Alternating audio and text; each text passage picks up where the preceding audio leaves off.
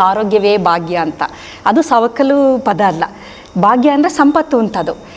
ನಿಮಗೆ ಎಲ್ಲಿವರೆಗೆ ಆ ಸಂಪತ್ತಿನ ಅರಿವಿರುತ್ತೆ ಅಂತಂದರೆ, ನಮಗೆ ಗೊತ್ತಿರಲ್ಲ ಅಂಥ ಸಂಪತ್ತು ನಮ್ಮಲ್ಲಿದೆ ಅಂತ. ಯಾವಾಗ ಡಾಕ್ಟ್ರ್ ಹೇಳ್ತಾರೆ ನೀನು ಡಯಾಬಿಟಿಕ್ಕು, ನಾಳೆಯಿಂದ ನೀನು ಏನು ಶುಗರ್ದು ಏನು ತಿನ್ನಂಗಿಲ್ಲ, ಹೋಳಿಗೆ ತಿನ್ನಂಗಿಲ್ಲ, ಮೈಸೂರು ಅಲ್ಲಿವರೆಗೂ ನಮಗೆ ಗೊತ್ತಿಲ್ಲ ಎಂಥ ಸಂಪತ್ತು ನಮ್ಮಲ್ಲಿತ್ತು, ಈಗ ಅದನ್ನ ಕಳ್ಕೊಂಡಿದ್ದೀವಿ ಅಂತ ಅಲ್ವಾ.